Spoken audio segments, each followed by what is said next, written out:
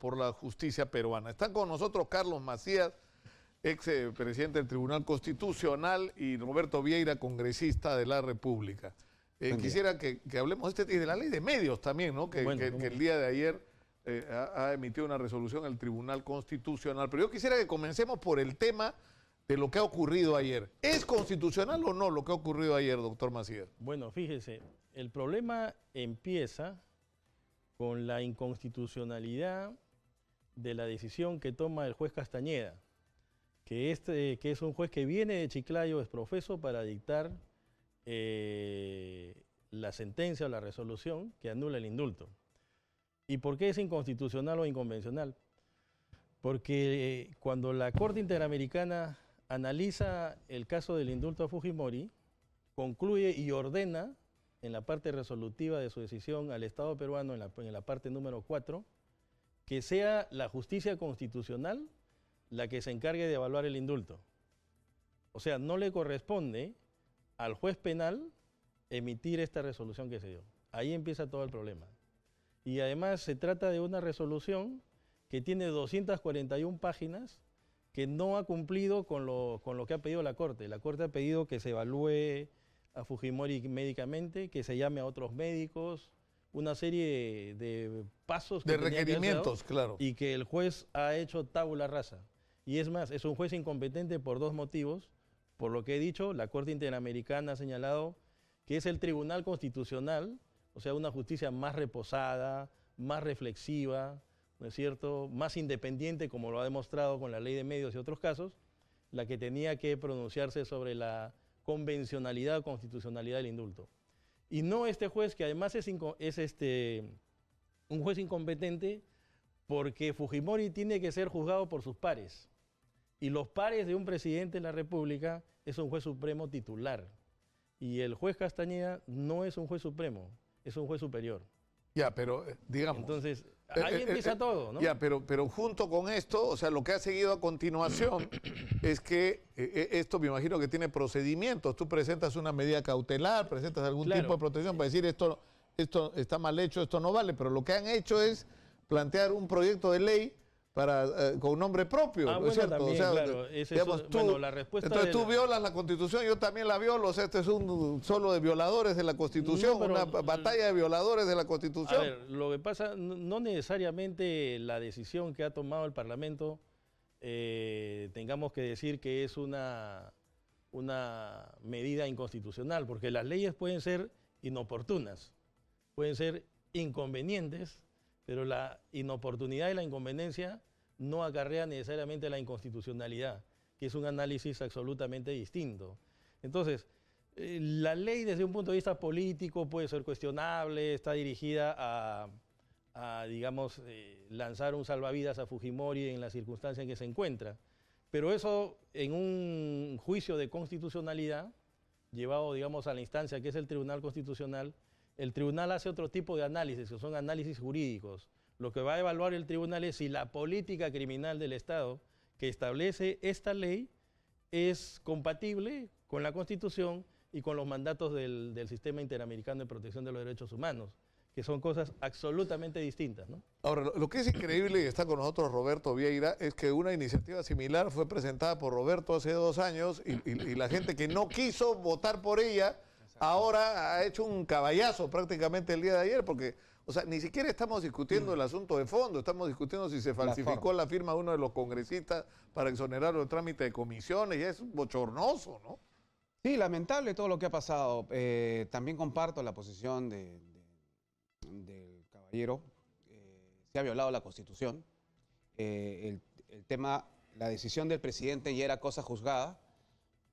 Lamentablemente hemos visto esta reacción del Poder Judicial, que no ha actuado como debía haber actuado, de acuerdo a ley, y ha generado todo este problema con Alberto Fujimori. Un hombre de 80 años, un anciano de 80 años, que tiene cáncer, que está en una situación precaria. Creo que ya es un maltrato excesivo a una persona que, más allá de los errores y delitos, salvó al Perú de que esté en manos de Abimael Guzmán, y eso siempre hay que reconocerlo. No puede haber peruano que desconozca esa realidad. Si no hubiera sido por Alberto Fujimori, este país ya hubiera estado en manos de Sendero Luminoso, que era el grupo terrorista más sanguinario del mundo. Ni siquiera ISIS, era el más sanguinario del mundo. Y hay que recordar todo el desastre que originó. La respuesta política, la de ayer, lamentable también, porque ha debido seguir el debido proceso, debió ir por comisiones. Yo soy una persona que hubiera votado a favor. Ayer preferí no votar porque la verdad que tampoco puedo ser partícipe de estos tipos de imposiciones a la Prepo. Yo lamento que Fuerza Popular no haya aprobado el proyecto de ley que presenté yo hace un año.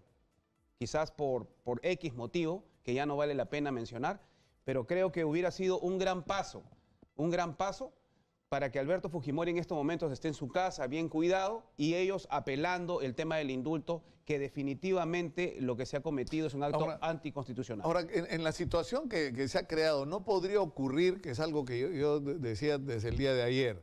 Es decir, lo que está en discusión es si el estado de salud de Alberto Fujimori lo expone a la posibilidad de que por su permanencia en prisión se ponga en riesgo su vida, ¿no es cierto? Entonces, esto a lo que te debería llevar es un indulto humanitario, es que es una atribución del presidente. Y la controversia sobre el indulto otorgado anteriormente si cumplió con los requisitos y formalidades. Entonces, no resultaría, digamos, sano y razonable que el presidente Vizcarra le diga a la comisión de indultos: me constituyen por favor una junta de médicos independientes, sin ningún vínculo con Alberto Fujimori. Tenemos no cientos, miles de médicos peruanos altísimamente calificados para hacer este diagnóstico. Y que con ese diagnóstico el presidente decide y diga sí procede, y tendrá que comprarse el pleito con los que van a estar en contra, que siempre va a haber, o diga de repente no procede. El informe médico me lleva a mí a la conclusión de que en realidad debería permanecer en prisión recibiendo las atenciones del caso, pero que no es un riesgo. Sí, o sea, eso sería, digamos, si viviéramos en un país donde no es cierto, donde se hace la cosa con civilización. Claro, pero fíjese lo que ha pasado acá. Me parece que el problema ha sido que el Poder Judicial ha asumido una posición política en el caso de Fujimori. ¿Por qué? Porque en una suerte de 3 o 4 días decidió que el indulto era anulable. Entonces, como no ha sido una decisión sopesada, prudente, que es la cualidad que se exige de los jueces, nos hemos encontrado con un parlamento encrispado además en un pleito con el Poder Ejecutivo que ha traído como consecuencia esto. Pero ¿qué es lo que puede suceder ahora? Siempre el indulto, por decisiones del Tribunal Constitucional y por la tendencia que existe en el mundo actual, es un acto administrativo de naturaleza política, pero que ya puede ser objeto de control jurisdiccional. O sea, los jueces pueden controlar si es que el indulto se ajusta a la Constitución y la Convención. Y entonces vamos a tener otra vez el círculo vicioso de que esta ley que apruebe el Parlamento pueda volver a ser objeto de control de convencionalidad por el mismo juez que ha dictado el indulto, que ha anulado el indulto. Lo increíble, entonces estamos en el círculo vicioso. Pero lo increíble es que lamentablemente, y esto es una terrible perversión que estamos viviendo en la vida nacional, es decir, el indulto humanitario otorgado a Alberto Fujimori por Pedro Pablo Kuczynski no fue producto de una serena reflexión sobre fue una transacción. Tú me das los votos y yo te doy el indulto. Y entiendo que los registros que hicieron en la casa de Pedro Pablo Kuczynski, más alguna información que ha podido reunir la Fiscalía, las evidencias son brutales. Pero mira, o sea, es decir, ha sido una negociación donde se ha ido, por decirlo de alguna manera, comprando cada voto. Claro, ¿no? cómo no, pero esa decisión, si es verdad lo que usted dice, esa decisión de anular el indulto debió ser el resultado de un procedimiento donde las partes pudiesen haber hablado, donde se debió llamar a los médicos, donde se debió examinar al propio. Y usted lo que dice, doctor Macías, eso no ocurrió. No ocurrió, o sea, salieron 240 páginas de la noche a la mañana. Y debió decidirlo el Tribunal Constitucional. Exacto, porque además así lo exigió la Corte Interamericana de Derechos Humanos. Acá han violado la ley de leyes, la Constitución. Entonces aquí hay un problema que se ha generado, que viene del propio Poder Judicial. Así es. Y por otro lado, lo que tenemos ya en un análisis más de fondo es que el país en este momento está buscando líderes está buscando dirigentes, autoridades y no las encuentra. Así es. Lamentablemente no hay nadie a quien tomar como referente en el Parlamento y tampoco en el Poder Ejecutivo, porque creo que al final de cuentas el presidente de la República es el encargado de garantizar que en el país exista la gobernabilidad. Ahora, ¿esto en qué va a terminar? ¿Va a terminar por todos los lados en el Tribunal Constitucional nuevamente? No, y además lo más grave es que mientras venía hacia el canal, he escuchado a una congresista decir que quiere que se cierre el Congreso, cuando hoy ha jurado respetar la Constitución. Exacto. Entonces, ¿cómo vamos a cerrar el Congreso? El presidente también ha jurado defender la Constitución y él ha sido el primero debió salir a defender este indulto, pero tampoco lo ha salido a defender. Bueno, pero ya anunció que no va a objetar la ley. El problema es que, es decir, la política, en el peor sentido de la palabra, está perturbando absolutamente todo. Quiero responderle al APRA y a la señora Pariona también de la izquierda. Aquí no es que quieren cerrar el Congreso, que quieren que cierre el Congreso. Claro que lo quieren cerrar, porque no quieren que llegue el referéndum a la no reelección. Lo que ellos quieren es volver a postular. ¿Por qué no declaran públicamente que no quieren postular a la señora Pariona, la señora Glave, los apristas y todos estos que ahora piden que cierre el Congreso? Lo que pasa es que saben que después del referéndum ya no pueden postular. Ahora, yo quisiera aprovechar que están ustedes acá para hablar sobre la ley de medios. Ayer 6-1 hubo la votación, se resolvió la inconstitucionalidad de la ley de medios. ¿No es cierto? Porque la ley Mulder, como se le ha llamado, está muy mal hecha. Ahora que está de moda decir que los proyectos son mamarrachos, era un mamarracho. Pues, se puede ofender todo lo que quiera, pero está hecho así también, fue otro caballazo. Ahora, el problema es que yo creo que la publicidad estatal en medios privados es indispensable, no solamente necesaria. El problema es que no puede seguir manejándose, no podemos volver a la situación anterior. O sea, la publicidad estatal en medios privados ha sido utilizada como una chaveta. O sea, si tú me apoyas, te doy publicidad estatal. Si tú no me apoyas, te la quito. Si tú eres mi amigo porque me apoyaste en la campaña, no me importa que tengas 2.000 lectores, te doy publicidad como si tuvieras 200.000. Nicolás, o sea, no puede ser que se sigan manejando las cosas así. Tú vas a provincias y le preguntas a los dueños de radio y televisión ahí y nadie recibe presupuesto del Estado. ¿Dónde se queda ese gran bolsón? ¿A qué medios va? Claro, pero, eso se tiene que regular, pues. Claro, pero... Tiene que ser de una manera equitativa. Es decir, ¿qué es lo que va a ocurrir después de la relación de la resolución del Tribunal Constitucional con respecto al tema de la publicidad estatal en medios privados? El Tribunal Constitucional, si ha declarado la norma inconstitucional, quiere decir que esta ha quedado sin efecto, está derogada. No existe ya, es nula. Punto. Y regresamos regresamos al estatus anterior, salvo que el Parlamento, analizando los fundamentos del tribunal, lamentablemente yo no he tenido todavía la posibilidad de ver la sentencia del intérprete de la Constitución. Hasta ayer la he estado buscando en internet, en la página del tribunal, no ha sido publicada, pero entiendo que el tribunal, a la hora que ha declarado la inconstitucionalidad de la ley, ha tenido que dar sus razones. Y esas razones le pueden servir al Parlamento para producir una modificación. Exacto, porque puede ser que el Tribunal Constitucional haya dicho la ley podría ser constitucional si es que se tienen en cuenta este elemento. Hay que regularlo. Claro, pero lo que no te puede ocurrir es lo que nos contó Pedro Laichea acá, que cuando llega de ministro, ¿no es cierto?, le dicen hay 10 millones para publicidad. ¿Para qué? No sé, para publicidad. ¿Cómo que no sé? O sea, supuestamente tiene que estar... O sea, tienes que tener una decisión sobre qué es lo que vas a promover cuando tienes otras áreas, como por ejemplo para luchar contra la anemia. No lo hacen. ¿No es cierto? Para las campañas de vacunación, para campañas de prevención de salud. ¿No es cierto? En primeras piedras. Anda a ver las inauguraciones, poniendo primeras piedras. Eso no puede después invertir dinero del Estado en publicidad. Ahí está lo responsable. Por eso hay que regularlo. Yo estoy de acuerdo, pero hay que regularlo. Claro, y la regulación tiene que incluir no solamente el especificar las campañas, sino los criterios que se usan para poner. Exacto. Y yo lo digo, o sea, por ejemplo, desde la perspectiva Exitosa, por ejemplo, que es una de las principales medios de comunicación del país, no solamente por la radio Exitosa, por Caribeña, por La Calle. Si tú comparas la distribución de la publicidad, es bochornoso, pues, ¿no? O sea, porque no hay una correspondencia entre lo que este medio es y lo que ha recibido de publicidad estatal. ¿Y por qué? Pues tiene que ver con razones políticas. Por eso. Porque acá los políticos excusan cosas que no les gustan, entonces en el momento que tienen un poco de poder, te castigan con el tema de la publicidad. Y pasa al revés. Bueno, Gente que no tiene ningún peso en términos de llegar a los grandes públicos y que recibe publicidad como si la tuviera. Hay algo, por ejemplo, que es muy evidente, ¿no? Que desde que Mauricio Mulder, el congresista Mulder, ha sacado esta ley, ya no aparece en la televisión, ni en los medios de comunicación. Lo que quiere decir que ha sido castigado. Y entonces, a nosotros, desde nuestro punto de vista, eso no es democrático, no es pluralista, porque quisiéramos también escuchar a Mulder opinar sobre los problemas que pasan en el país.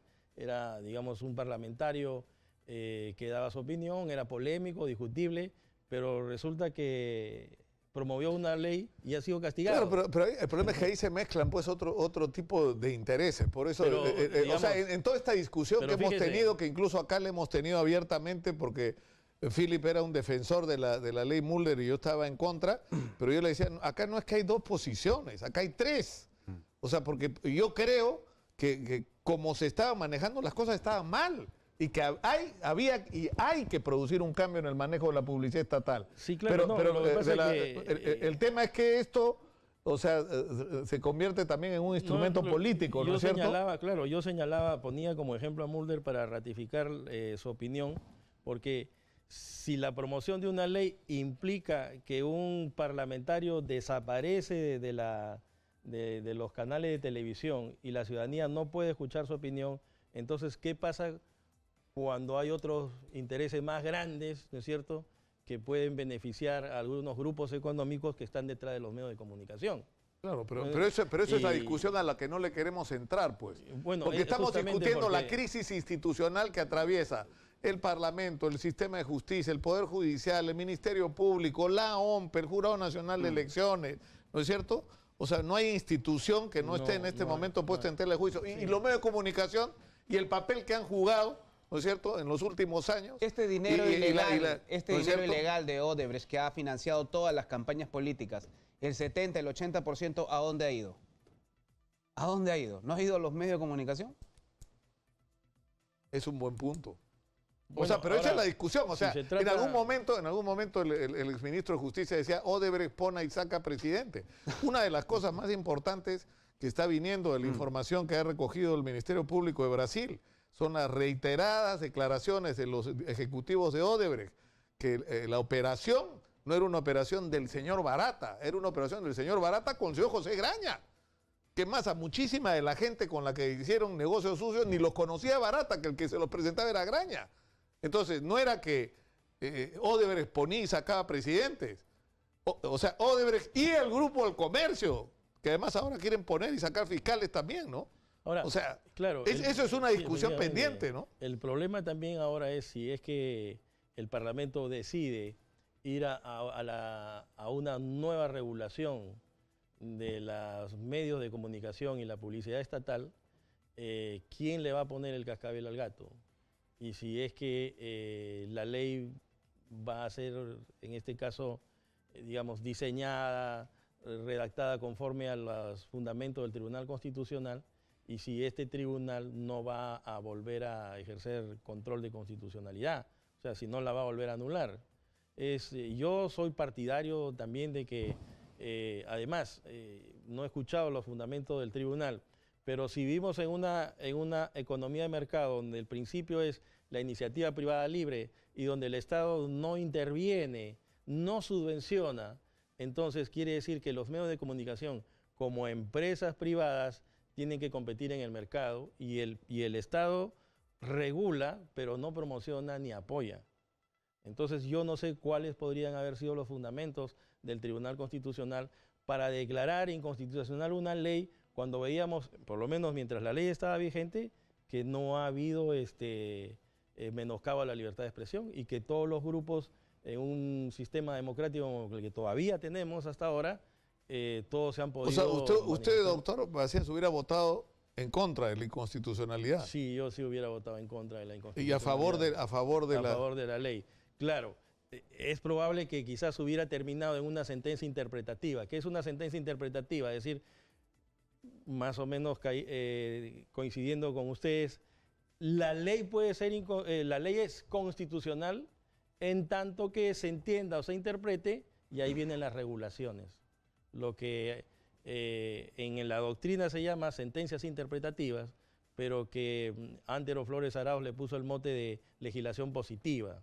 Pero en el fondo lo que las sentencias interpretativas están permitidas porque le permiten, le dan la licencia al Tribunal Constitucional de cooperar con el legislador para llegar a un tertium genius, o sea, a una tercera posición que mejore la ley, ¿no es cierto?, y que permita constitucionalizar, regular, modificar. Eso no es malo, es bueno, siempre y cuando los jueces del Tribunal Constitucional... El problema es cuál es la perspectiva desde la que enfrentas esto, porque, o sea, acá ha habido una confrontación, porque ha habido grandes beneficiarios, ¿no es cierto?, con la distribución de publicidad estatal, Claro.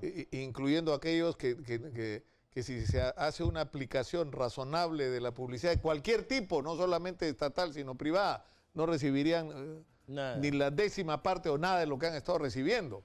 Pero como se ha viciado esto, y no se ha discutido una vez más de la perspectiva del ciudadano, porque si lo miras desde la perspectiva del interés ciudadano, sí necesita publicidad estatal en los medios privados, pero bien hecha y distribuida con racionalidad, ¿no es cierto? Pero también, por ejemplo, a propósito de lo que usted está diciendo, si es que la publicidad estatal, o sea, los dineros, los recursos del Estado, han terminado en medios de comunicación que no tienen la capacidad para difundir o para influir o para dar a conocer las políticas estatales, entonces necesitamos ahí la mano de la Contraloría para ver por qué es que... Ah, no, ese es el otro tema, que acá no hay que hacer borrón y cuenta nueva, acá hay que saber quién y por qué le dio a qué medios y con qué justificaciones, y te vas a dar con tremenda sorpresa. En el gobierno de PPK se gastó cerca de 600 millones.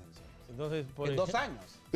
Tenemos que terminar por el día de hoy. Sí, bueno, claro. Bueno, lo importante hay que regularlo. Sí, hay que regularlo, digamos, si se da 600 millones o 500 millones de soles a un periódico que no tiene lectoría, entonces algo pasa ahí. No, algo pasa. Yo digo, algo ha pasado y lo que deberíamos hacer es una nueva ley que digamos, establezca los parámetros para un uso en defensa del interés ciudadano de la publicidad estatal y distribuido de una manera profesional y técnica en relación a la real llegada de cada medio. Pero sería interesante, uno, pero dos, hay que saber quién y en qué se gastó y quiénes son responsables. Que la Contraloría hiciera una revisión y un control de cómo se gastó la publicidad. Y sería bueno que algunos devuelvan. ¿Y el dinero de Odebrecht? Algunos devuelvan. ¿Y el dinero de Odebrecht? Ponlo también. Lo agrego en mi proyecto de ley. Estamos haciendo mañana presento el proyecto de ley para disolver los partidos. Eso. De eso también vamos a hablar. Ya lo asustaste al doctor Macías. Ya lo asustó al doctor Macías. Muchas gracias por estar con nosotros. Vamos a la pausa.